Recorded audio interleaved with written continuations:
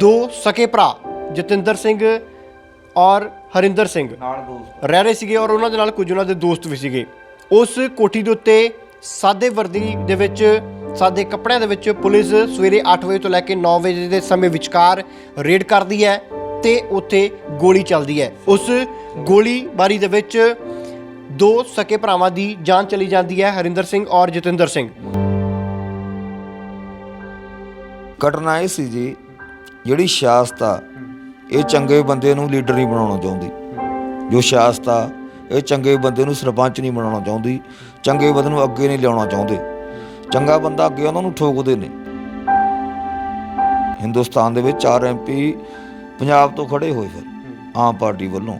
ਉੱਥੋਂ ਮੇਰੇ ਬੱਚੇ ਹਿੱਟ ਲਿਸਟ 'ਤੇ ਆ ਗਏ, ਕਾਂਗਰਸ ਦੇ ਵੀ ਅਕਾਲੀਆਂ ਦੇ ਵੀ। ਅਕਾਲੀਆਂ ਦਾ ਉਸ ਟਾਈਮ ਰਾਜ ਸੀ। ਜੇ ਪ੍ਰਕਾਸ਼ ਬਾਦਲ ਹੁੰਦਾ ਕਦੇ ਨਹੀਂ ਸੀ ਮੇਰੇ ਪੁੱਤ ਮਾਰਦਾ। ਇਹ ਸੁਖਬੀਰ ਦੀ ਗਲਤੀ ਆ। 27 ਤਰੀਕ ਨੂੰ ਸ਼ਾਮ ਤੱਕ ਮੈਨੂੰ ਕੁਛ ਨਹੀਂ ਦਿਖਾਇਆ ਗਿਆ। ਮੈਨੂੰ ਇੰਨਾ ਕਿਹਾ ਵੀ ਤੁਸੀਂ ਸਵੇਰੇ ਆ ਜਿਓ ਸਿਵਲ ਹਸਪਤਾਲ ਦੇ ਵਿੱਚ, ਡੈੱਡ ਬੋਡੀਆਂ ਲੈ ਜਿਓ। ਵੀ ਹੁਣ ਪੁੱਤ ਤਾਂ ਮੈਂ ਦੇਖੇ ਨਹੀਂ ਜਾਂਦੇ। ਇੱਕ ਐਂ ਪਿਆ ਇੱਥੇ ਗੋਲੀ ਵੱਜੀ ਹੋਈ, ਇੱਕ ਦੇ ਇੱਥੇ। ਮੈਂ ਕਿਹਾ ਵੀ ਹੁਣ ਮਿੱਟੀ ਹੋ ਗਏ, ਰੋਲ ਗਏ ਨਾ ਸ਼ੇਰ ਪੁੱਤ ਨੇ। ਨਹੀਂ ਮੈਂ ਉਹਨਾਂ ਦਾ ਪੋਸਟਮਾਰਟਮ ਨਹੀਂ ਸੀ ਕਰਵਾਉਣਾ।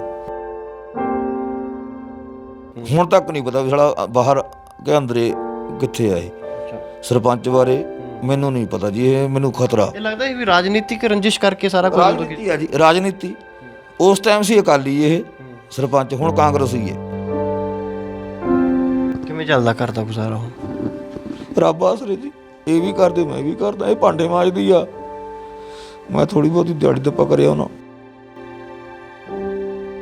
ਅਸੀਂ ਮਿਹਨਤ ਮਜ਼ਦੂਰੀ ਕਰਦੇ ਆ, ਇਹ ਦਿਹਾੜੀ ਦੱਪਾ ਕਰਦੇ ਨੇ। ਮੈਂ ਮਿਹਨਤ ਕਰਦੀ ਆ ਤਾਂ ਘਰ ਦਾ ਗੁਜ਼ਾਰਾ ਚੱਲਦਾ ਆ। ਦੱਸ ਰਹੇ ਸੀਗੇ ਕਹਿੰਦੇ ਘਰ ਦੇ ਵਿੱਚ ਸਿਲੰਡਰ ਭਰਾਉਣ ਤੱਕ ਦੇ ਪੈਸੇ ਨਹੀਂ ਹੈਗੇ, ਰਾਸ਼ਨ ਲਿਆਉਣ ਵਾਸਤੇ ਪੈਸੇ ਨਹੀਂ। ਹਾਂਜੀ ਬਹੁਤ ਔਖਾ ਹੋਇਆ ਪਿਆ ਜੀ। ਘੱਟੋ ਘੱਟ 8 ਬਿਜਲੀ ਮੈਂ ਬਦਲੀ ਕਰ ਚੁੱਕਾ ਆਪਦੇ। ਹਰੇਕ ਹੀ ਪੈਸਾ ਮੰਗਦਾ, ਮੈਂ ਕਿੱਥੋਂ ਦੇਵਾਂ? ਤਾਂ ਮੇਰੇ ਪੁੱਤ ਨਹੀਂ, ਦੂਜਾ ਮੈਂ ਕਮਾਉਣ ਜੋਗਾ ਨਹੀਂ ਐਡਾ, ਪਰ ਫਿਰ ਵੀ ਰੱਬ ਦਾ ਆਸਰਾ। ਭਗਵੰਤ ਮਾਨ ਨੂੰ ਉਹਨੇ ਇਸ ਘਰ ਨੂੰ ਮੀਡੀਆ ਦੇ ਵਿੱਚ ਪੂਰੀ ਖਬਰ ਚੱਲੀ ਸੀ 7 ਦਿਨ ਵੀ ਅਜਾਇਬ ਘਰ ਬਣਾਉਂਗਾ ਮੈਂ ਆਮ ਪਾਰਟੀ ਦੇ ਨਾਂ 'ਤੇ। ਇਹ ਵੀ ਸਾਡੇ ਸ਼ਹੀਦ ਨੇ, ਉਹਨੂੰ ਪੁੱਛੇ ਵੀ ਹੁਣ ਤੂੰ ਕਿੱਥੇ ਭੁੱਲ ਗਿਆ ਉਹਨਾਂ ਨੂੰ? ਉਮੀਦ ਮਾਤਾ ਜੀ ਹੈਗੀ ਹੈ ਇਨਸਾਫ ਦੀ? ਹੁਣ 7 ਸਾਲ ਹੋ ਗਏ ਤੁਹਾਨੂੰ।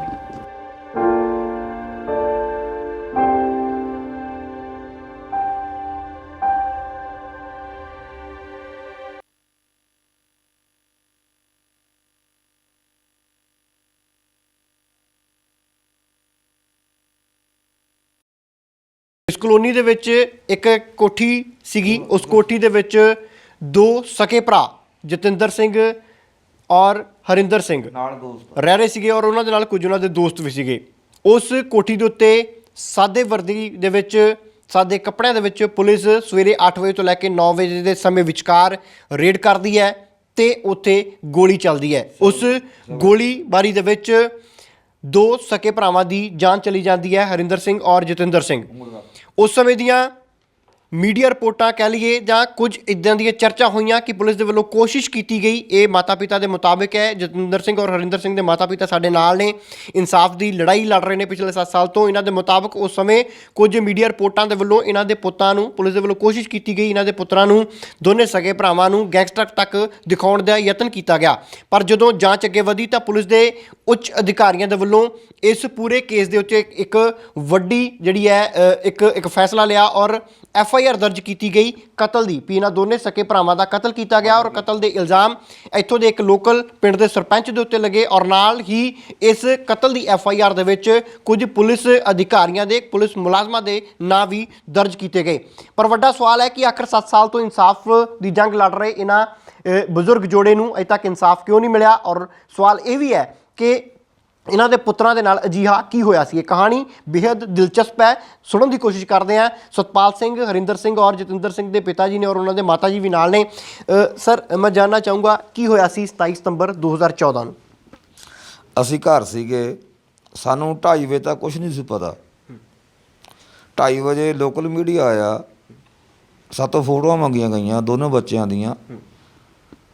ਤਾਂ ਦੱਸਿਆ ਗਿਆ ਹੈ ਵੀ ਇੱਕ ASI ਉਹਨਾਂ ਵੱਲੋਂ, ਇੱਕ ASI, ਇੱਕ ਹੌਲਦਾਰ ਦੀ ਮੌਤ ਹੋਈ ਅਤੇ ਇੱਕ ਤੱਖਰਾਂ ਦਾ ਮੁੰਡਾ, ਇੱਕ ਤੁਹਾਡਾ ਬੇਟਾ ਵੀ ਕਤਲ ਹੋ ਗਿਆ।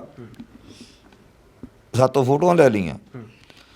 ਉਸ ਤੋਂ ਬਾਅਦ ਦੇ ਵਿੱਚ ਉਹ ਆਪਣੀ ਲੈ ਕੇ ਡਿਬੇਟ ਚਲੇ ਗਏ। ਉਸ ਤੋਂ ਬਾਅਦ ਦੇ ਵਿੱਚ 3 ਵਜੇ ਅੱਧੇ ਘੰਟੇ ਬਾਅਦ ਰਿਪੋਰਟ ਆਉਂਦੀ ਆ ਵੀ ਤੁਹਾਨੂੰ ਜਮਾਲਪੁਰ ਬੁਲਾਇਆ। ਮੈਂ ਕੁਛ ਆਪਣੇ ਪ੍ਰਬੰਧ ਲੈ ਕੇ ਪਿੰਡ ਦੇ ਨਾਲ ਬੰਦੇ ਜਮਾਲਪੁਰ ਪਹੁੰਚਿਆ।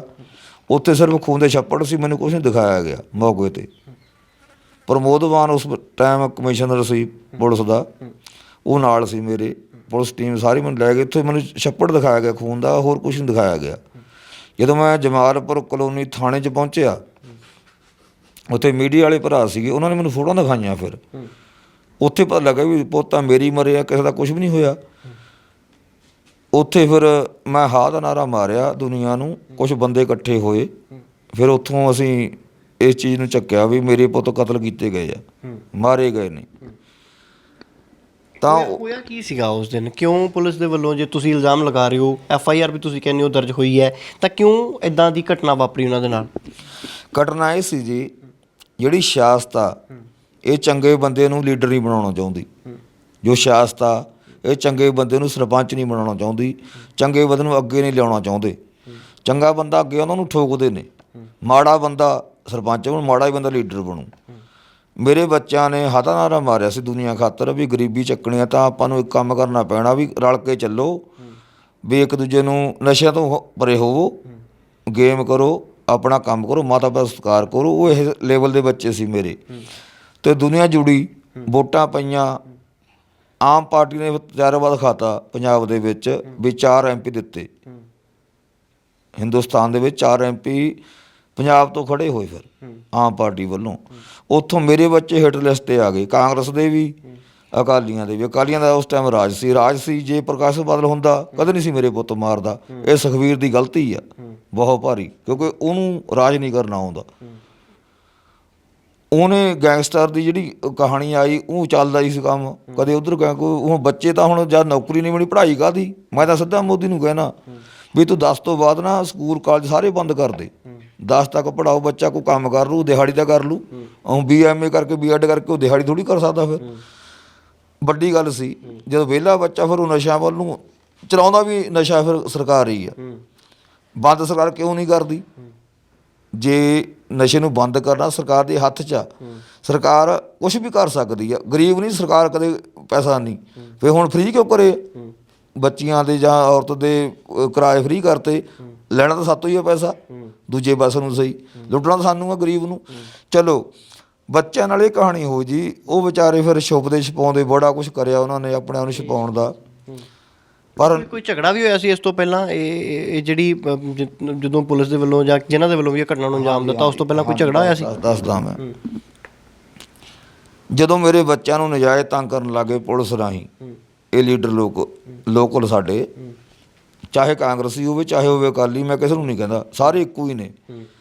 ਫਿਰ ਪੁਲਿਸ ਦਾ ਸਹਾਰਾ ਲੈ ਕੇ ਬੱਚਿਆਂ ਨੂੰ ਪਰੇਸ਼ਾਨ ਕਰਨ ਲੱਗ ਗਏ। ਝੂਠੇ ਪਰਚੇ, ਕਦੇ ਬੇਅਦਬੀ ਦਾ, ਕਦੇ ਕੁੜੀ ਛੇੜਤੀ, ਕਦੇ ਆਹ ਕਰਤਾ, ਕਦੇ ਆਹ ਕਰਤਾ। ਨਜਾਇਜ਼ ਪਰਚੇ ਕਰੇ 8-10 ਇਹਨਾਂ 'ਤੇ।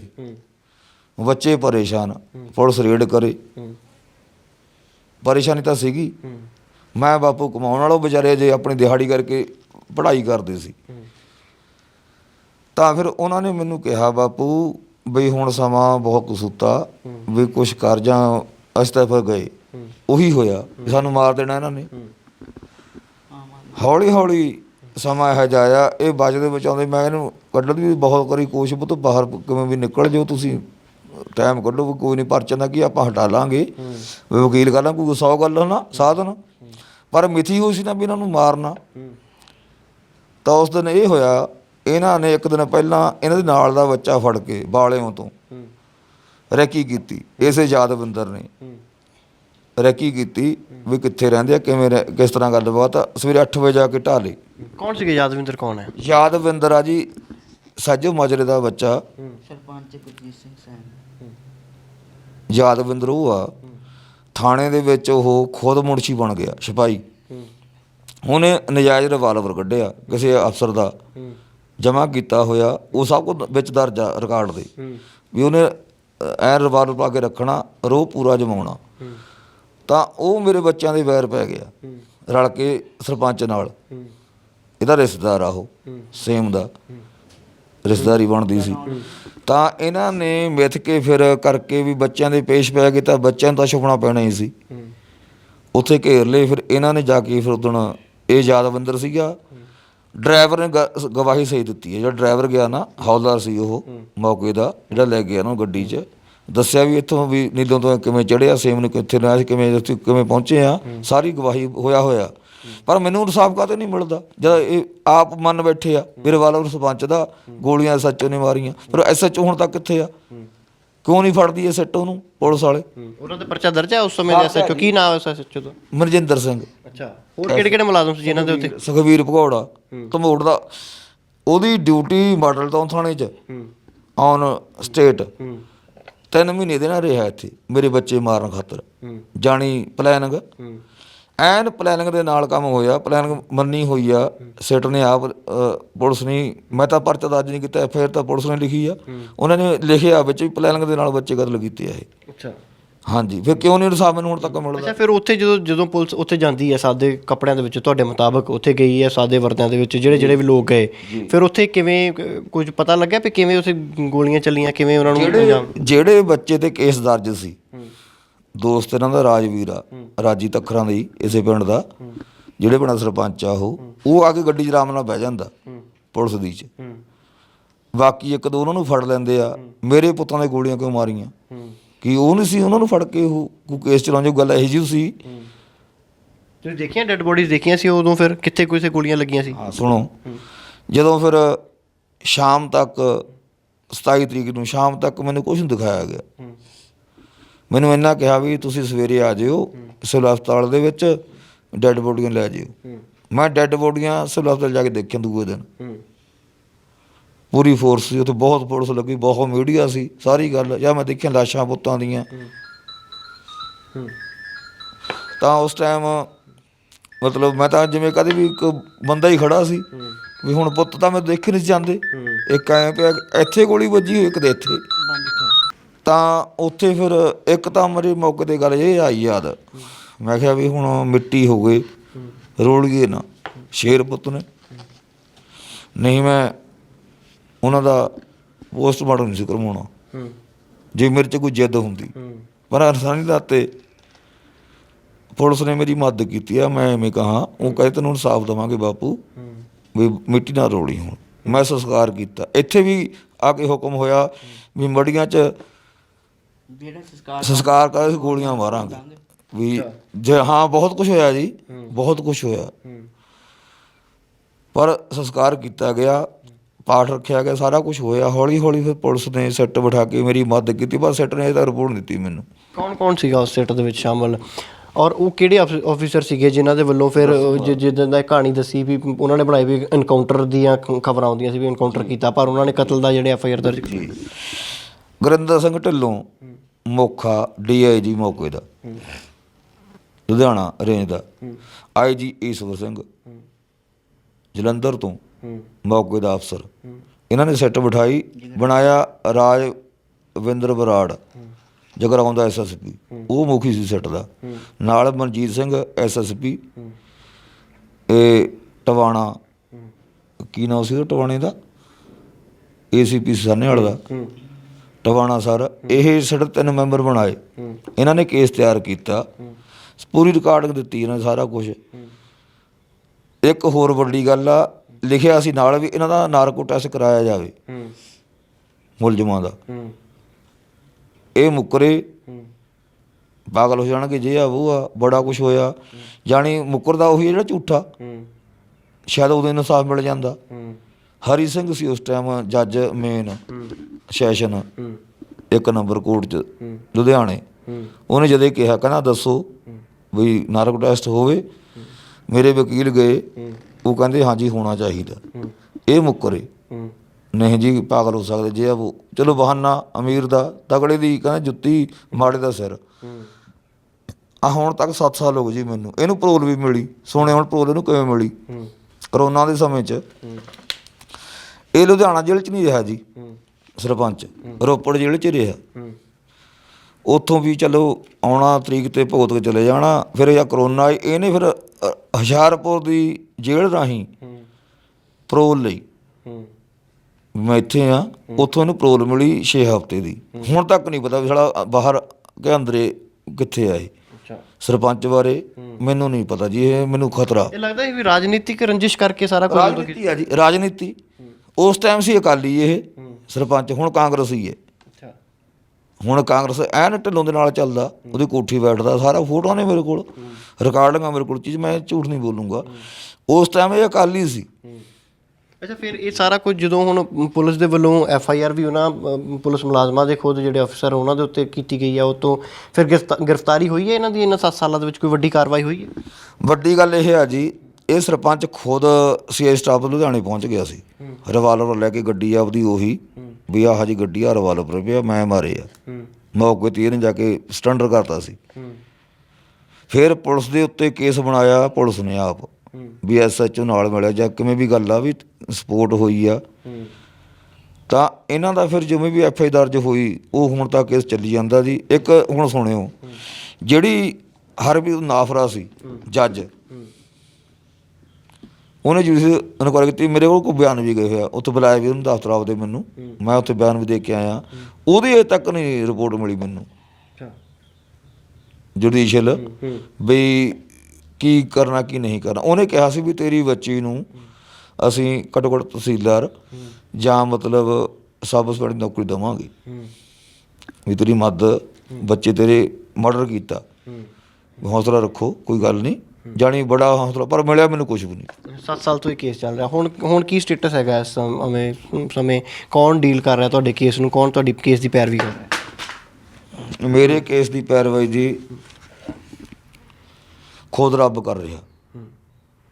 ਵਿੱਚ ਉਹ ਰੂਹਾਂ ਦੇ ਦਿੰਦਾ ਯਾਦਵਿੰਦਰ ਵੈਂਸ ਚੰਡੀਗੜ੍ਹ ਤੋਂ, ਨਾਲ ਉਹਦੀ ਟੀਮ, ਨਾਂ ਨਹੀਂ ਮਿਲਣਾ, ਸਾਰੇ ਕੰਮ ਕਰਦੇ ਨੇ।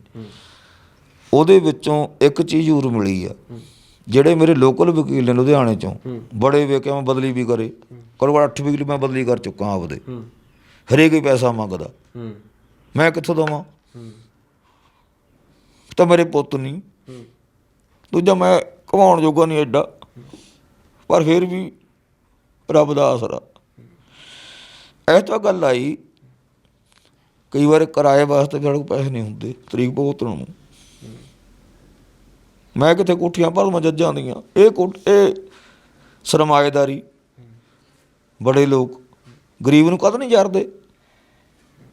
ਜੇ ਮੈਂ ਸਰਕਾਰ ਤੋਂ ਗੱਲ ਪੁੱਛਣੀ ਚਾਹੁੰਦਾ, ਸਰਕਾਰ ਤੋਂ, ਜੇ ਤੁਸੀਂ ਬਹਿਬਲ ਕਲਾਂ ਜਾਂ ਕੋਟਵਾਲਾ ਗੋਲੀਕਾਂਡ ਦੇ ਵਿੱਚ ਨਹੱਤਿਆਂ 'ਤੇ ਗੋਲੀਆਂ ਚੱਲੀਆਂ, ਉਹਨਾਂ ਨੂੰ ਕਰੋੜ ਦੇ ਸਕਦੇ ਹੋ, ਕੀ ਗਰੀਬ ਤੁਹਾਨੂੰ ਯਾਦ ਆਇਆ? ਇਹ 2 ਪੁੱਤ ਘਰ ਖਾਲੀ ਕਰਕੇ ਰੱਖਤਾ। ਕਿਵੇਂ ਚੱਲਦਾ ਘਰ ਦਾ ਗੁਜ਼ਾਰਾ ਹੁਣ? ਰੱਬ ਆਸਰੇ ਜੀ, ਇਹ ਵੀ ਕਰਦੇ ਮੈਂ ਵੀ ਕਰਦਾ। ਇਹ ਭਾਂਡੇ ਮਾਂਜਦੀ ਆ, ਮੈਂ ਥੋੜ੍ਹੀ ਬਹੁਤੀ ਦਿਹਾੜੀ ਦੱਪਾ ਕਰਿਆ ਉਹਨਾਂ, ਚੱਲੀ ਜਾਂਦਾ। ਸਾਰਾ ਕਿਸੇ ਦਾ ਨਹੀਂ। ਸਭ 86 ਪਾਰਟੀਆਂ ਨਾ ਵੋਟਾਂ ਵਟੋਰਨ ਵਾਸਤੇ ਸਟੰਟ। ਅਤਸੇ ਮੌਜੂਦਾ ਲੁਧਿਆਣੇ 'ਚ ਕਾਮਰੇਡ ਵੱਡਾ, ਜੋਗਿੰਦਰ ਯਾਦਵ, ਬੜੇ ਬੜੇ ਤੇ ਆ ਕੇ ਬੜੇ ਕੰਮ ਕੀਤੇ, ਮਤਲਬ ਵੱਢ ਕੇ ਤੂੰ ਕੌਣ ਤੇ ਮੈਂ ਕੌਣ। ਪਤਾ ਕਿਵੇਂ ਚੱਲਦਾ ਘਰ ਦਾ ਗੁਜ਼ਾਰਾ? ਭਗਵੰਤ ਮਾਨ ਨੂੰ ਜ਼ਰੂਰ ਪੁੱਛਿਓ, ਭਗਵੰਤ ਮਾਨ ਨੂੰ। ਉਹਨੇ ਇਸ ਘਰ ਨੂੰ ਮੀਡੀਆ ਦੇ ਵਿੱਚ ਪੂਰੀ ਖਬਰ ਚੱਲੀ ਸੀ 7 ਦਿਨ, ਵੀ ਅਜਾਇਬ ਘਰ ਬਣਾਊਂਗਾ ਮੈਂ ਆਮ ਪੜ੍ਹ ਦੇ ਨਾਂ 'ਤੇ, ਇਹ ਵੀ ਸਾਡੇ ਸ਼ਹੀਦ ਨੇ। ਉਹਨੂੰ ਪੁੱਛਿਓ ਵੀ ਹੁਣ ਤੂੰ ਕਿੱਥੇ ਭੁੱਲ ਗਿਆ ਉਹਨਾਂ ਨੂੰ, ਗਰੀਬਾਂ ਨੂੰ। ਬਣਨਾ ਤਾਂ ਮੁੱਖ ਮੰਤਰੀ, ਤੈਨੂੰ ਤਾਂ MP ਨੂੰ ਬਣਾਵਾਂਗੇ ਅਗਲੀ ਵਾਰ ਅਸੀਂ। ਹੁਣ ਮੈਂ ਸਾਫ਼ ਕਹੂੰ, ਅਸੀਂ ਬਣਾਉਣ ਵਾਲੇ, ਅਸੀਂ ਢਾਉਣ ਵਾਲੇ ਵੀ ਹਾਂ, ਵੋਟਾਂ ਵਾਲੀ। ਫਿਰ ਮੇਰੇ ਬੱਚੇ ਮਰਵਾ ਕੇ ਰਾਜ ਕਰੋਗੇ, ਇਹ ਭਗਵਾਨ ਤੋਂ ਜ਼ਰੂਰ ਕਿਹੋ। ਅਸੀਂ ਨਾ ਛੋੜੇਪੁਰ ਦੇ ਲੜਕੀ ਦੀ ਸ਼ਾਦੀ ਸੀ ਮੋਹਾਲੀ, ਨਾਲ ਮੇਰੇ ਇੱਕਣਾ 2 ਭਗਵੰਤ ਸੱਜਣ ਇੱਥੋਂ ਪਿੰਡੋਂ ਗਏ, ਸਾਨੂੰ ਕਾਰਡ ਦਿੱਤਾ ਉਹਨੇ, ਸਪੈਸ਼ਲ ਬੁਲਾਇਆ, ਗਰੀਬ ਨੂੰ ਯਾਦ ਕੀਤਾ ਛੋੜੇਪੁਰ ਨੇ ਵਿਚਾਰੇ ਨੇ। ਇਹਨੇ ਸਾਡੇ ਨਾਲ ਅੱਖ ਨਹੀਂ ਮਿਲਾਈ ਭਗਵੰਤ ਮਾਨ ਨੇ। ਇਹਨੂੰ ਪੁੱਛੇ ਤੂੰ ਲੀਡਰ ਕਾਹਦਾ ਫਿਰ, ਭੰਡ ਕਾਹਦਾ ਜੇ ਤੈਨੂੰ ਦੁਨੀਆ ਨਹੀਂ ਦੇਖਣੀ ਆਈ। ਵੀ ਭੂਆ ਕਾਹਦੀ ਤੂੰ ਓਏ, ਬੀਬੋ ਭੂਆ ਸਾਲੀ ਬੀਬੋ ਭੂਆ ਦੀ ਜੁੱਤੀਆਂ ਫਿਰ ਆਇਆ ਇੱਥੇ ਹੁਣ ਮੈਨੂੰ ਰੋਲ ਕੇ ਰੱਖਦਾ, ਗਾਲ ਕੱਢੂੰਗਾ। ਚਲੋ ਅਸੀਂ ਗਾਲ ਆਪਾਂ ਕਿਸੇ ਨੂੰ ਆਪਾਂ ਅਪਸ਼ਬਦ ਨਹੀਂ ਬੋਲ ਸਕਦੇ ਹਾਂ, ਉਹਦੇ ਲਈ ਆਪਾਂ ਵੀ ਚਲੋ ਮਾਫੀ ਚਾਹੁੰਦੇ ਹਾਂ। ਮੈਨੂੰ ਤਾਂ ਗੁੱਸਾ ਆਉਂਦਾ ਨਾ ਹਰਖ ਵੀ ਬਾਂਹ ਕਾਹਦੇ ਫੜੀ ਛੱਡਦੀ, ਮੇਰੇ ਤਾਂ ਪੁੱਤ ਮਰ ਗਏ, ਤੂੰ ਅਜਾਇਬ ਕਰ, ਮੇਰਾ ਤਾਂ ਮੁੜ ਕੇ ਮੂੰਹ ਨਹੀਂ ਕਰਿਆ ਇੱਧਰ ਨੂੰ, ਗੁੱਸਾ ਦਾ ਬਣਦਾ। ਹੁਣ ਇੱਕ ਨਾਲ ਇਹ ਗੱਲ ਹੋਰ ਆ ਦੋ ਭਾਈ ਨੇ ਲੁਧਿਆਣੇ 'ਚ, ਬਲਵਿੰਦਰ ਵੈਸ, ਰਾਜਵਿੰਦਰ, ਬੜੀ ਚੀਜ਼ ਨੇ, ਸਿਮਰਜੀਤ ਵੈਸ ਘਰ ਤਾਂ ਨਹੀਂ ਆਏ, ਜਾਣੀ ਉਹਨਾਂ ਨੇ ਮੇਰੀ ਪੂਰੀ ਬਾਂਹ ਫੜੀ। ਆਪਾਂ ਐਵੇਂ ਕਹਿ ਦਈਏ ਹੱਕ ਦੀ ਗੱਲ ਕਹੀ, ਕਹਿੰਦੇ ਯਾਰ ਆਹ ਨਹੀਂ ਚੀਜ਼ ਸਿਆਸਤ ਚਾਹੁੰਦੀ ਸਾਡਾ ਪੰਜਾਬ, ਕਿਸੇ ਦਾ ਘਰ ਖਾਲੀ ਕਰਕੇ ਥੋੜ੍ਹੀ ਰਾਜ ਕਰਨਾ, ਘਰ ਬਣਾਵੋ ਫਿਰ ਵੋਟਾਂ ਵੀ ਲਵੋ। ਇਨਸਾਫ ਤਾਂ ਇਹਨਾਂ 'ਚ ਬੰਦਿਆਂ ਕੋਲ ਆ। ਹੁਣ ਬੰਦੇ ਬਾਹਰ ਕਿਹੜੇ ਕਿਹੜੇ ਨੇ ਜਿਹੜੇ ਗਿਰਫਤ ਵਿੱਚ ਅਜੇ ਤੱਕ ਆਏ ਨਹੀਂ? SHO ਮਨਜਿੰਦਰ ਸਿੰਘ ਮੌਕੇ ਦਾ, ਮਾਛੀਵਾੜਾ ਥਾਣਾ, ਸੁਖਵੀਰ ਸਿੰਘ ਧਮੋੜ ਦਾ, ਉਹ ਹੈ ਡਿਊਟੀ ਉਹਦੀ ਮਾਡਲ ਟਾਊਨ ਥਾਣੇ ਉੱਥੇ ਲੁਧਿਆਣੇ, ਪਰ ਰਿਹਾ ਇਹਦੇ ਨਾਲ ਕਦੇ ਸਰਪੰਚ ਦਾ ਗਨਮੈਨ ਹੁੰਦਾ ਸੀ, ਕਦੇ SHO ਦਾ ਡਰਾਈਵਰ ਬਣਦਾ ਸੀ। ਉਹ ਇਹਨਾਂ ਨੇ ਸਿੱਕਾ ਚਲਾਇਆ ਇੱਥੇ ਪੂਰਾ, ਜਦੋਂ ਆਹ ਚੱਲਿਆ ਜਿਹੜਾ ਮਾਈਨਿੰਗ ਵਾਲਾ ਰੇਤ ਵਾਲਾ ਦਰਿਆ 'ਚ ਪੂਰਾ ਕਰਿਆ ਕੰਮ ਇਹਨਾਂ ਨੇ। ਅੱਛਾ ਬਹੁਤ ਫਿਰ ਲੋਕ ਦੁਖੀ ਹੋ ਕੇ ਮੇਰੇ ਕੋਲ ਆਉਂਦੇ ਸੀ ਵੀ ਯਾਰ ਬੰਦੇ ਆਹੀ ਨੇ। ਹੁਣ ਇਹਨਾਂ ਨੂੰ ਕੀ ਕਰੇ ਗੁੰਡਿਆਂ ਨੂੰ, ਜੇ ਹੁਣ ਪੁਲਿਸ ਹੀ ਗੁੰਡਾ ਬਣ ਜਾਵੇ ਆਸ ਕਿਤੋਂ ਰੱਖੀ ਰਾਖੀ ਦੀ, ਫਿਰ ਜੇ ਬਾੜੇ ਖੇਤ ਨੂੰ ਖਾ ਜਾਵੇ ਫਿਰ ਰਾਖੀ ਕਾਹਦੀ ਫਿਰ। ਮੈਂ ਤਾਂ ਤੁਹਾਡੇ ਤੋਂ ਜਾਣਨਾ ਚਾਹੂੰਗਾ ਕਿਵੇਂ ਘਰ ਦਾ ਗੁਜ਼ਾਰਾ ਚੱਲਦਾ? ਦੋ ਪੁੱਤ ਗਵਾਏ ਤੁਸੀਂ, ਸਿਆਸਤ ਕਹਿ ਲਈਏ, ਰਾਜਨੀਤੀ ਹੋਈ, ਕਿਸੇ ਨੇ ਜਾਨ ਲੈ ਲਈ ਉਹਨਾਂ ਦੀ, ਤਾਂ ਹੁਣ ਕਿਵੇਂ ਫਿਰ ਘਰ ਦਾ ਗੁਜ਼ਾਰਾ ਕਿਵੇਂ ਚੱਲਦਾ, ਕਿਵੇਂ ਦਾਲ ਫੁਲਕਾ ਚੱਲ ਰਿਹਾ? ਹਾਂਜੀ ਮਿਹਨਤ ਮਜ਼ਦੂਰੀ ਕਰਦੇ ਆ, ਇਹ ਦਿਹਾੜੀ ਦੱਪਾ ਕਰਦੇ ਨੇ, ਮੈਂ ਮਿਹਨਤ ਕਰਦੀ ਆ ਤਾਂ ਘਰ ਦਾ ਗੁਜ਼ਾਰਾ ਚੱਲਦਾ ਆ। ਦੱਸ ਰਹੇ ਸੀਗੇ ਕਹਿੰਦੇ ਘਰ ਦੇ ਵਿੱਚ ਸਿਲੰਡਰ ਭਰਾਉਣ ਤੱਕ ਦੇ ਪੈਸੇ ਨਹੀਂ ਹੈਗੇ, ਰਾਸ਼ਨ ਲਿਆਉਣ ਵਾਸਤੇ ਪੈਸੇ ਨਹੀਂ। ਹਾਂਜੀ ਬਹੁਤ ਔਖਾ ਹੋਇਆ ਪਿਆ ਜੀ, ਕੀ ਕਰੀਏ, ਮਿਹਨਤ ਮਜ਼ਦੂਰੀ ਜਿੰਨੀ ਕੁ ਕਮਾਉਂਦੇ ਆ ਖਾ ਲੈਂਦੇ ਆ। ਕੱਲ ਦਾ ਪਤਾ ਨਹੀਂ, ਸਿਲੰਡਰ ਭਰਾਉਣ ਤੱਕ ਦੇ ਪੈਸੇ ਨਹੀਂ, ਰਾਸ਼ਨ ਤੱਕ ਦਾ ਕੋਈ ਇੰਤਜ਼ਾਮ ਨਹੀਂ ਕਰਦੇ। ਹੋਰ ਸੁਣਿਓ ਜੀ, ਸਰਕਾਰ ਵੱਲੋਂ ਸਬਸਿਡੀਆਂ ਮਿਲਦੀਆਂ, ਮੈਨੂੰ ਕੋਈ ਨਹੀਂ ਮਿਲੀ, ਨਾ ਸਿਲੰਡਰ ਦੀ, ਨਾ ਗਰੀਬੀ ਦਾ ਵੀ, ਨਾ ਕੋਈ ਸਹਾਰਾ। ਰੱਬ ਦੇ ਭਰੋਸਾ। ਇਨਸਾਫ ਦੀ ਉਮੀਦ ਹੈਗੀ ਹੈ? 7 ਸਾਲ ਹੋ ਗਏ ਤੁਹਾਨੂੰ ਲਗਾਤਾਰ। ਮੈਂ ਕਾਨੂੰਨ ਤੇ ਭਰੋਸਾ ਰੱਖਦਾ। ਉਹ ਡਾਕਟਰ ਭੀਮ ਰਾਓ ਅੰਬੇਦਕਰ ਨੇ ਬਣਾਇਆ ਕਾਨੂੰਨ, ਉਹਦੇ ਭਰੋਸਾ ਪੱਕਾ ਮੈਨੂੰ ਵੀ ਕਿਤੇ ਨਾ ਕਿਤੇ ਕੋਈ ਤਾਂ ਜੱਜ ਆਊਗਾ ਹੀ ਇਹੋ ਜਿਹਾ ਜਿਹੜਾ ਇਨਸਾਫ ਦੀ ਗੱਲ ਕਰੂ। ਤਾਂ ਪਰਿਵਾਰ ਨੂੰ ਬੇਸ਼ੱਕ 7 ਸਾਲ ਹੋ ਗਏ, ਕਹਿੰਦੇ ਹਿੰਮਤ ਮੈਂ ਨਹੀਂ ਅਜੇ ਤੱਕ ਵੀ ਹਾਰੀ, ਤਾਂ ਇਸ ਕੇਸ ਦੀ ਪੈਰਵਾਈ ਇੱਕ ਵਕੀਲਾਂ ਦੀ ਟੀਮ ਜਿਹੜੀ ਹੈ ਉਹ ਇਸ ਪਰਿਵਾਰ ਦੀ ਮਦਦ ਕਰ ਰਹੀ ਹੈ। ਉਹਨਾਂ ਦਾ ਹਿੱਸਾ ਨੇ ਐਡਵੋਕੇਟ ਸਰਬਜੀਤ ਸਿੰਘ ਵੇਰਕਾ। ਕੋਸ਼ਿਸ਼ ਕਰਦੇ ਉਹਨਾਂ ਨਾਲ ਗੱਲਬਾਤ ਕਰਨ ਦੀ ਵੀ, ਔਰ ਜਾਣਨ ਦੀ ਕੋਸ਼ਿਸ਼ ਕਰਦੇ ਹਾਂ ਵੀ ਇਸ ਟਾਈਮ ਸਟੇਟਸ ਕੀ ਹੈਗਾ ਇਸ ਕੇਸ ਦਾ, ਕਿਉਂਕਿ ਪਿਛਲੇ 7 ਸਾਲ ਹੋ ਗਏ ਨੇ ਇਹ ਬਜ਼ੁਰਗ ਜੋੜਾ ਅਜੇ ਵੀ ਆਸ ਲਾਈ ਬੈਠਾ ਹੈ ਵੀ ਉਹਨਾਂ ਨੂੰ। ਤਾਂ ਵੇਰਕਾ ਸਾਹਿਬ, ਸਰਬਜੀਤ ਸਿੰਘ ਵੇਰਕਾ ਗੱਲ ਕਰ ਰਹੇ ਹੋ, ਮੈਂ ਸੁਖਵਿੰਦਰ ਗੱਲ ਕਰ ਰਿਹਾ ਜੀ, ਹਮਦਰਦ ਮੀਡੀਆ ਗਰੁੱਪ ਤੋਂ ਪੱਤਰਕਾਰ। ਹਾਂਜੀ ਹਾਂਜੀ ਭਾਜੀ, ਤੁਹਾਡਾ ਫੋਨ ਮੈਂ ਰਿਕਾਰਡਿੰਗ 'ਤੇ ਆ, ਤੁਹਾਡਾ ਫੋਨ ਆਪਾਂ ਲਾਈਨ 'ਤੇ ਲਿਆ ਹੋਇਆ ਹੈ। ਵਿਰਕਾ ਸਾਹਿਬ, ਇੱਕ ਕੇਸ ਹੈ ਤੁਹਾਡੇ ਕੋਲ ਜਿਹੜਾ ਹਰਿੰਦਰ ਸਿੰਘ ਲਾਲੀ ਔਰ ਜਤਿੰਦਰ ਸਿੰਘ ਗੋਲਡੀ ਹੋਰਾਂ ਦਾ, ਜਿਹੜੇ ਦੋ ਸਕੇ ਭਰਾ। ਮੈਂ ਜਾਣਨਾ ਚਾਹੂੰਗਾ ਜਿਸ ਤਰੀਕੇ ਨੇ ਪਰਿਵਾਰ ਦੇ ਵੱਲੋਂ ਸਾਨੂੰ ਜਾਣਕਾਰੀ ਦਿੱਤੀ ਹੈ, ਮੈਂ ਤੁਹਾਡੇ ਤੋਂ ਜਾਣਨਾ ਚਾਹੂੰਗਾ ਜਿਸ ਤਰੀਕੇ ਨਾਲ ਤੁਸੀਂ ਇਸ ਕੇਸ ਨੂੰ ਹੈਂਡਲ ਕਰ ਰਹੇ ਹੋ, ਇਸ ਸਮੇਂ ਸਟੇਟਸ ਕੀ ਹੈਗਾ ਇਸ ਕੇਸ ਦਾ, ਔਰ ਕਿੱਥੇ ਤੱਕ ਪੈਰਵਾਈ ਔਰ ਕਿੰਨਾ ਸਮਾਂ ਲੱਗ ਸਕਦਾ ਇਨਸਾਫ ਨੂੰ? ਵੇਖੋ ਇਹਦੇ ਚ ਸਾਰੇ ਜਿਹੜੀਆਂ ਗਵਾਹੀਆਂ ਵਾ ਉਹ ਵੀ ਹੋ ਗਈਆਂ, ਜਿਹੜੀ ਉਹਨਾਂ ਦੀ ਡਿਫੈਂਸ ਆ ਦੋਸ਼ੀਆਂ ਦੀ, ਉਹਨਾਂ ਨੂੰ ਕੋਰਟ ਨੇ ਜਿਹੜੀ ਉਹਨਾਂ ਨੂੰ ਜਿਹੜਾ ਦਿੱਤਾ ਸੀ ਟਾਈਮ, ਉਹ ਵੀ ਉਹਨਾਂ ਨੇ ਸਾਰਾ ਕਰਾ ਲਿਆ ਵਾ। ਹੁਣ ਆਰਗੂਮੈਂਟ ਤੇ ਕੇਸ ਆ, ਬਹਿਸ ਚੱਲ ਰਹੀ ਆ, ਤੇ ਮੈਨੂੰ ਲੱਗਦਾ ਵੀ ਜਿਹੜਾ ਕਰੋਨਾ ਕਰਕੇ ਥੋੜਾ ਜਿਹਾ ਲੇਟ ਹੋਣ ਦਿਆ ਵਾ, ਤੇ ਥੋੜੇ ਦਿਨਾਂ 'ਚ ਇਹਦਾ ਡਿਸੀਜਨ ਜਿਹੜਾ ਵੀ ਅਸੀਂ ਹੋਪਫੁਲ ਹਾਂ ਵੀ ਜਿਹੜਾ ਮਈ ਦੇ ਵਿੱਚ ਇਹਦਾ ਡਿਸੀਜਨ ਆ ਜਾਊਗਾ। ਵੇਰਕਾ ਸਾਹਿਬ, ਕਿੱਦਾਂ ਦਾ ਡਿਸੀਜਨ ਆਉਣ ਦੀ ਉਮੀਦ ਹੈ? ਹਾਲਾਂਕਿ ਇਹ ਜਾਂਚ ਦਾ ਵਿਸ਼ਾ ਹੈ, ਅਦਾਲਤ ਦਾ ਕੰਮ ਹੈ, ਪਰ ਇੱਕ ਵਕੀਲ ਹੋਣ ਦੇ ਨਾਤੇ ਤੁਸੀਂ ਵੀ ਦੇਖ ਰਹੇ ਹੋਗੇ, ਬਹੁਤ ਸਾਰੇ ਕੇਸ ਹੈਂਡਲ ਵੀ ਕੀਤੇ ਹੋਣਗੇ। ਮੈਨੂੰ ਇੱਕ ਥੋੜ੍ਹੀ ਜਿਹੀ ਮੋਟੀ ਗੱਲ ਦੱਸ ਦਿਓ ਜ਼ਰੂਰ ਵੀ ਇਸ ਕੇਸ ਦੇ ਵਿੱਚ ਜਿਸ FIR ਦੇ ਉੱਤੇ ਮਾਮਲਾ ਜਿਹੜਾ ਪੂਰਾ ਇਹ ਕੇਸ ਚੱਲ ਰਿਹਾ ਹੈ, ਉਹ FIR ਦੇ ਵਿੱਚ ਕੀ ਹੈਗਾ?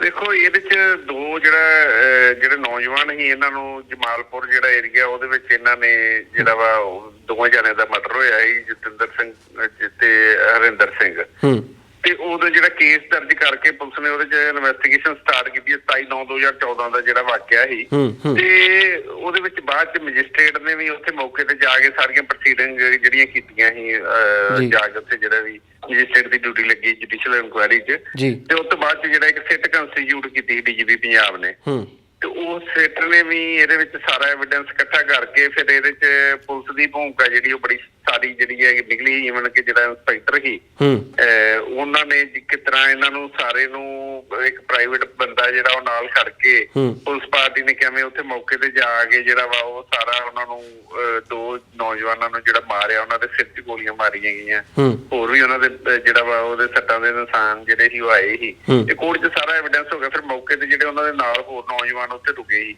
ਇਹ ਕੇਸ ਹੈਗਾ ਸੀ ਵੀ ਇਹਨਾਂ ਦੇ ਇੱਕ 307 ਦਾ ਜਿਹੜਾ ਅਟੈਂਪਟ ਟੂ ਮਰਡਰ ਦਾ ਕੇਸ ਦਰਜ ਕੀਤਾ ਸੀ ਇੱਕ, ਤੇ ਉਹ ਕੇਸ ਦੇ ਵਿੱਚ ਜਿਹੜਾ ਇਹਨਾਂ ਨੂੰ ਇਹ ਬਹਾਨਾ ਬਣਾਇਆ ਗਿਆ ਵੀ ਉਹਨਾਂ ਨੂੰ ਅਸੀਂ ਅਰੈਸਟ ਕਰਨ ਗਏ ਹਾਂ ਤੇ ਉੱਥੇ ਪੁਲਿਸ ਦੇ ਗੱਲ ਪੈ ਗਈ। ਪਰ ਪੁਲਿਸ ਨੇ ਆਪਣਾ ਜਿਹੜਾ ਸੀ ਉਹ ਜਿਹੜੀ ਉੱਥੇ ਜਾਣ ਦਾ ਜਿਹੜੀ ਰਵਾਨਗੀ ਪਾਉਣੀ ਹੁੰਦੀ ਆ, ਇਲਾਕਾ ਪੁਲਿਸ ਨੂੰ ਜਿਹੜਾ ਇਨਫੋਰਮ ਕਰਨਾ, ਉਹ ਵੀ ਨਹੀਂ ਦੱਸਿਆ ਗਿਆ। ਲੁਧਿਆਣੇ ਪੁਲਿਸ ਨੂੰ ਇਸ ਬਾਰੇ ਕੋਈ ਜਾਣਕਾਰੀ ਨਹੀਂ ਸੀ। ਤੇ ਜਿਹੜੇ ਪੁਲਿਸ ਅਫਸਰ ਉੱਥੇ ਗਏ ਸੀ ਉਹਨਾਂ ਬਾਅਦ ਚ ਜਿਹੜਾ ਸਾਰੀ ਮੈਨੀਪੂਲੇਸ਼ਨ ਕਰਕੇ ਜਿਹੜੇ ਉਹਨਾਂ ਕੋਲ ਹਥਿਆਰ ਸੀ ਉਹ ਵੀ ਜਿੰਨਾ ਸਾਰਾ ਮੈਨੀਪੂਲੇਸ਼ਨ ਕੀਤੀਆਂ, ਪਰ ਬਾਅਦ ਚ ਜਿਹੜੀ ਇਨਵੈਸਟੀਗੇਸ਼ਨ ਹੋਈ ਉਹਦੇ ਸਾਇੰਟੀਫਿਕ ਸਾਰਾ ਐਵੀਡੈਂਸ ਇਕੱਠਾ ਹੋਇਆ। ਜਿਹੜੀਆਂ ਮੋਬਾਈਲ ਡਿਟੇਲਾਂ ਸੀ, ਕਿਸ ਤਰ੍ਹਾਂ ਜਿਹੜਾ ਸੈਮ ਜਿਹੜਾ ਇੱਕ ਅਕਾਲੀ ਲੀਡਰ ਸੀ ਉਹਨੇ ਕਿਵੇਂ ਜਿਹੜਾ ਪੁਲਿਸ ਨਾਲ ਇੱਕ ਕੰਸਪਾਇਰ ਕਰਕੇ ਇੱਕ ਪਲੈਨਿੰਗ ਦੇ ਤਹਿਤ ਜਿਹੜਾ ਇੱਕ ਤਰ੍ਹਾਂ ਇੱਕ ਝੂਠਾ ਪਰਚਾ ਦਰਜ ਕਰਾਇਆ। ਫਿਰ ਉਹ ਮੁਕੱਦਮੇ 'ਚ ਜਿਹੜਾ ਕਿਵੇਂ ਜਾ ਕੇ ਉੱਥੇ ਇਹਨਾਂ ਨੂੰ ਅਨਲਾਫਲੀ ਜਿਹੜਾ ਵਾ ਇਲੀਗਲੀ ਜਿਹੜਾ ਉੱਥੇ ਜਾ ਕੇ ਉਹਨਾਂ ਨੂੰ ਕਿਵੇਂ ਮਾਰਿਆ ਗਿਆ, ਉਹ ਸਾਰੀਆਂ ਚੀਜ਼ਾਂ ਆਈਆਂ। ਫਿਰ ਜਿਹੜੇ ਨਾਲ ਨੌਜਵਾਨ ਸੀ ਉੱਥੇ ਉਹ ਮੌਕੇ ਤੇ ਵਿਟਨੈਸ ਸੀ, ਉਹਨਾਂ ਦੀਆਂ ਸਟੇਟਮੈਂਟ ਰਿਕਾਰਡ ਹੋਈਆਂ ਕੋਰਟ 'ਚ। ਫਿਰ ਜਿਨ੍ਹਾਂ ਦੇ ਘਰ 'ਚ ਇਹ ਵਾਕਿਆ ਹੋਇਆ, ਜਿਨ੍ਹਾਂ ਦੇ ਉਹ ਕਿਰਾਏਦਾਰ ਸੀ ਨੌਜਵਾਨ, ਉਹਨਾਂ ਦੀ ਸਟੇਟਮੈਂਟ ਰਿਕਾਰਡ ਹੋਈ। ਗੁਆਂਢੀ ਜਿਹੜੇ ਜਿਨ੍ਹਾਂ ਦੇ ਘਰ 'ਚੋਂ ਇੱਕ ਪੁਲਿਸ ਮੁਲਾਜ਼ਮ ਜਿਹੜਾ ਟੱਪ ਕੇ ਗਿਆ ਵਾ, ਉਹਨਾਂ ਦੀ ਸਟੇਟਮੈਂਟ ਹੋਈ। ਜਿਹੜੇ ਸਾਹਮਣੇ ਘਰ ਵਾਲੇ ਉਹਨਾਂ ਦੇ ਹੋਈ, ਜਿਹਨੇ ਪੁਲਿਸ ਨੂੰ ਇਨਫੋਰਮ ਕੀਤਾ ਉਹਨਾਂ ਦੀ ਸਟੇਟਮੈਂਟ ਹੋਈ। ਹਾਲੇ ਕਿ ਇਹ ਕੇਸ ਥੋੜਾ ਜਿਹਾ ਇਹ ਵੀ ਇਹ ਗਰੀਬ ਪਰਿਵਾਰ ਆ ਜਿਨ੍ਹਾਂ ਦੇ 2 ਬੱਚੇ ਮਰੇ ਆ, ਇਹ ਦੋਵੇਂ ਭਰਾ ਹੀ। ਤੇ ਉਹਦੇ 'ਚ ਜਿਹੜਾ ਸਰਕਾਰ ਤੇ ਜਿਹੜੀ ਪੁਲਿਸ ਦੇ ਸੀਨੀਅਰ ਅਫਸਰ ਤੇ ਸਾਰਿਆਂ ਦਾ ਪੱਖ ਕਿਤੇ ਨਾ ਕਿਤੇ ਦੋਸ਼ੀਆਂ ਦੇ ਨਾਲ ਇਹਨਾਂ ਦੀ ਜਿਹੜੀ ਆ ਉਹਨਾਂ ਦੇ ਨਾਲ ਰਿਹਾ ਵਾ। ਤੇ ਜਦੋਂ ਇਹ ਕੇਸ ਦਾ ਟ੍ਰਾਇਲ ਚੱਲਿਆ, ਈਵਨ ਕਿ ਜਿਹੜੇ ਆਈ ਵਿਟਨੈਸ ਸੀ ਉਹਨਾਂ ਨੂੰ ਤੇ ਜਿਹੜਾ ਕੰਪਲੇਨੈਂਟ ਸੀ ਇਹ ਸਤਪਾਲ ਸਿੰਘ ਹੁਣੀ, ਉਹਨਾਂ ਨੂੰ ਚੁੱਕਣ ਦੀ ਕੋਸ਼ਿਸ਼ ਕੀਤੀ ਗਈ ਕੋਰਟ ਕੰਪਲੈਕਸ 'ਚੋਂ। ਉਹਦੀ ਇੱਕ ਅਦਾਲਤ ਨੂੰ ਐਪਲੀਕੇਸ਼ਨ ਵੀ ਦਿੱਤੀ, ਪੁਲਿਸ ਨੇ FIR ਵੀ ਦਰਜ ਕੀਤੀ। ਪਰ ਬੜੀ ਹੈਰਾਨੀ ਦੀ ਗੱਲ ਹੈ ਵੀ ਇਹਨਾਂ ਨੂੰ ਪਤਾ ਹੀ ਨਹੀਂ, ਤੋਂ ਇਹਨਾਂ ਦਾ ਵਕੀਲ ਜਿਹੜਾ ਉਹ ਕੰਪਰੋਮਾਈਜ਼ ਕਰ ਗਿਆ ਤੇ ਉਹ ਪਰਚਾ ਕੈਂਸਲ ਹੋ ਗਿਆ ਜਿਹੜਾ ਮੁਕੱਦਮਾ ਦਰਜ ਹੋਇਆ ਸੀ। ਅੱਛਾ, ਇਹ ਸਾਰੀਆਂ ਚੀਜ਼ਾਂ ਜਿਹੜੀਆਂ ਕਿਤੇ ਨਾ ਕਿਤੇ ਦੱਸਦੀਆਂ। ਫਿਰ ਕੁਝ ਸਮਾਂ ਜਿਹੜੀਆਂ ਕੋਰਟ 'ਚ ਸੀੜੀਆਂ ਹੀ ਕੋਈ ਜਿਹੜੀਆਂ ਉਹਦੀ ਕਨਵਰਸੇਸ਼ਨ ਦੀਆਂ ਇੰਸਪੈਕਟਰ ਦੀਆਂ ਤੇ ACG ਦੀਆਂ, ਉਹ CD ਵੀ ਕੋਰਟ ਫਾਈਲ ਜੋ ਕਿਤੇ ਜਿਹੜੀ ਆ ਇੱਧਰ ਉੱਧਰ ਹੋ ਗਈ, ਡਿਸਪੀਅਰ ਹੋ ਗਈ। ਉਹ ਵੀ ਬਾਅਦ 'ਚ ਜਿਹੜੀਆਂ ਦੁਬਾਰਾ ਰੀਕਨਸਟਰਕਟ ਕੀਤੀਆਂ ਗਈਆਂ, ਕੋਰਟ ਨੇ ਆਰਡਰ ਕੀਤੇ ਰੀਕਨਸਟਰਕਟ ਹੋਈਆਂ। ਹੁਣ ਸਾਰਾ ਕੁਝ ਜਿਹੜਾ ਐਵੀਡੈਂਸ ਸਾਰਾ ਉਹ ਹੋ ਗਿਆ ਵਾ।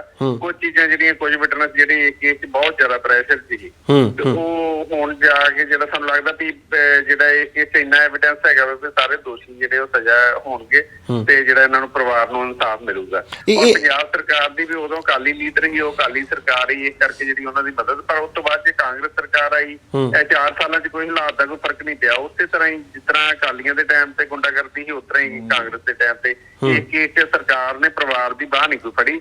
ਜਦੋਂ ਕਿ ਜਿਹੜਾ ਇੰਸਪੈਕਟਰ ਹੈ ਇਹਨਾਂ ਦਾ ਮਨਜਿੰਦਰ ਸਿੰਘ, ਉਹ PO ਭਗੌੜਾ ਕਰਾਰ ਦਿੱਤਾ ਵਾ। ਤੇ ਉਹਦੀ ਜਿਹੜੀ ਪ੍ਰੋਸੀਡਿੰਗ ਜਿਹੜਾ ਕਾਨੂੰਨ ਕੀ ਕਹਿੰਦਾ ਵਾ, ਕੀ ਪ੍ਰੋਸੀਜਰ ਹੈਗਾ ਵਾ 82, 83 ਸੈਕਸ਼ਨਸ ਦਾ, ਜਿਹੜਾ ਉਹਦੇ ਵਿੱਚ ਉਹਦੀਆਂ ਪ੍ਰਾਪਰਟੀਆਂ ਅਟੈਚ ਕਰ ਸਕਦੇ ਸੀ, ਜਿਹੜੀ ਉਹਦੀ ਕੋਠੀ ਆ ਉਹ ਅਟੈਚ ਕਰ ਸਕਦੇ, ਉਹਦੇ ਜਿਹੜੇ ਫੰਡ ਪਏ ਉਹਨੂੰ ਅਟੈਚ ਕਰ ਸਕਦੇ ਸੀ। ਪ੍ਰੈਸ਼ਰ ਬਣਾਉਣਾ ਹੁੰਦਾ ਕਿ ਜਿਹੜਾ ਬੰਦਾ ਭਗੌੜਾ ਵੀ ਕਿਵੇਂ ਉਸ ਅੰਦਰ ਕਰੂਗਾ। ਕਿਤੇ ਵੀ ਇੱਕ ਵੀ ਪ੍ਰੋਸੀਡਿੰਗ ਨਹੀਂ ਇਹਨਾਂ ਨੇ ਕੀਤੀ। ਉਹ ਜੋ ਆਪਣਾ 2014 ਦੇ ਗੱਲ ਆ, ਉਹਦੇ ਤੋਂ ਬਾਅਦ ਇਹਨਾਂ ਨੇ ਕੋਈ ਪ੍ਰੋਸੀਡਿੰਗ ਨਹੀਂ ਉਹ ਕੇਸ 'ਚ ਕੀਤੀ। ਤੇ ਉਹ ਬੰਦਾ ਜੋ ਮੈਨੂੰ ਹੁਣ ਪਤਾ ਲੱਗਾ ਵੀ ਉਹਨੇ ਆਪਣੀ ਕੋਠੀ ਵੀ ਸੇਲ ਕਰਤੀ ਹੈ। ਜੀ ਸਾਰਾ ਕੁਝ ਵਾਪਰਿਆ ਤੇ ਹੋਰ ਵੀ ਇਹਦੇ 'ਚ ਕਈ ਅਫਸਰ ਜਿਹੜੇ ਆ ਇਹਦੇ 'ਚ ਉਹਨਾਂ ਦੇ ਖਿਲਾਫ ਕਾਰਵਾਈ ਹੋਊਗੀ। ਇਹ ਜਿਹੜੀ FIR ਸੀਗੀ ਉਹਦੇ ਵਿੱਚ ਕਿਹੜੇ ਜਿਹੜੇ ਪੁਲਿਸ ਅਧਿਕਾਰੀ ਸੀ ਜਾਂ ਇੰਸਪੈਕਟਰ ਲੈਵਲ ਦੇ ਸੀਗੇ, ਕਿਹਨਾਂ ਦਾ ਨਾਮ ਹੈਗਾ ਜੀ ਉਸ FIR ਦੇ ਵਿੱਚ? ਉਹ ਮਰਡਰ ਦੀ FIR ਆ 302 ਦੀ। ਵੇਖੋ ਇਹ ਜਿਹੜਾ 27/9/2014 ਨੂੰ ਮੁਕੱਦਮਾ ਨੰਬਰ ਜਿਹੜਾ FIR ਨੰਬਰ 125 ਦਰਜ ਹੋਇਆ ਸੀ, ਪਹਿਲਾਂ ਤੇ ਕਿਉਂਕਿ ਜਦੋਂ ਪੁਲਿਸ ਮੌਕੇ ਤੇ ਪਹੁੰਚੀ ਨਾ ਉਹਨਾਂ ਨੂੰ ਜਿਹੜੇ ਜਿਨ੍ਹਾਂ ਦੀ ਡੈਥ ਹੋਈ ਦੋਵੇਂ ਨੌਜਵਾਨ, ਉਹਨਾਂ ਬਾਰੇ ਉਹਨਾਂ ਨੂੰ ਕੋਈ ਇਮੀਡੀਏਟ ਪਤਾ ਲੱਗਾ ਵੀ ਇਹ ਕੌਣ ਆ, ਉਹਨਾਂ ਦੀ ਪਛਾਣ, ਤੇ ਨਾ ਉਹਨਾਂ ਨੂੰ ਦੋਸ਼ੀਆਂ ਦੀ ਪਛਾਣ। ਇਹਨਾਂ ਪਤਾ ਲੱਗਾ ਕਿ ਪੁਲਿਸ ਪਾਰਟੀ ਆਈ ਹੈ। ਇਹ ਕੇਸ 'ਚ ਪਹਿਲਾਂ ਜਿਹੜੀ ਅਨਨੋਨ ਦੇ ਖਿਲਾਫ FIR ਦਰਜ ਹੋਈ ਸੀ 302, 34, 25, 54, 59 ਆਰਮਜ਼ ਐਕਟ ਦਾ ਜਿਹੜਾ ਵਾ, ਤੇ ਬਾਅਦ ਚ ਇਹਦੇ 'ਚ ਕੋਈ ਸੈਕਸ਼ਨ 148 144 ਤੇ 149 ਜਿਹੜੇ ਆ ਉਹਨਾਂ ਨੂੰ ਐਡ ਕੀਤਾ ਸੀ। ਇੱਕ ਜਿਹੜੇ SC ST ਐਕਟ ਜਿਹੜਾ ਵਾ ਉਹਦੇ ਵਿੱਚ ਸੈਕਸ਼ਨ ਐਡ ਕੀਤੇ ਸੀ। ਇਹ ਕੇਸ ਜਿਹੜਾ ਮੁੱਖ ਦੋਸ਼ੀ ਜਿਹੜਾ ਗੁਰਜੀਤ ਸਿੰਘ ਸੈਮ ਸੀ, ਇਸ ਤੋਂ ਇਲਾਵਾ ਕਾਂਸਟੇਬਲ ਯਾਦਵਿੰਦਰ ਸਿੰਘ, ਇੱਕ ਹੋਮਗਾਰਡ ਦਾ ਅਜੀਤ ਸਿੰਘ ਤੇ ਬਲਦੇਵ ਸਿੰਘ, ਦੋਵੇਂ ਹੋਮਗਾਰਡ ਦੇ ਸੀ। ਇਹਨਾਂ ਦੋਵਾਂ ਨੂੰ ਜਿਹੜੇ ਸਾਰੇ ਅਰੈਸਟ ਹੋ ਗਏ।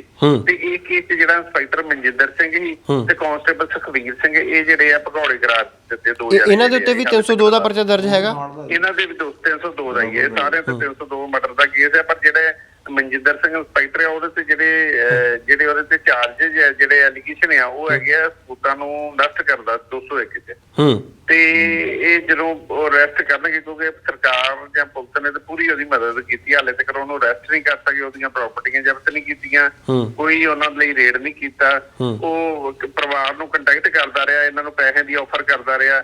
ਈਵਨ ਇਹਨਾਂ ਦਾ ਵਕੀਲ ਜਿਹੜਾ ਉਹਨੂੰ ਉਹਨਾਂ ਨੇ ਆਪਣੇ ਇਨਫਲੂਐਂਸ 'ਚ ਕਰ ਲਿਆ। ਵਕੀਲ ਨੇ ਪਰਚਾ ਦਰਜ ਕਰਾਇਆ ਵੀ ਵਿਟਨੈਸ ਨੂੰ ਚੁੱਕਣ ਪਏ ਆ। ਵਕੀਲ ਇਹਨਾਂ ਦਾ ਕੰਪਰੋਮਾਈਜ਼ ਕਰ ਗਿਆ ਦੂਜੀ ਪਾਰਟੀ ਦੇ ਨਾਲ। ਉਹ ਬਾਅਦ ਚ ਵਕੀਲ ਵੀ ਜਿਹੜਾ ਇਹਨਾਂ ਨੂੰ ਚੇਂਜ ਕਰਨਾ ਪਿਆ, ਜਿਹੜਾ ਲੋਕਲ ਵਕੀਲ ਸੀ।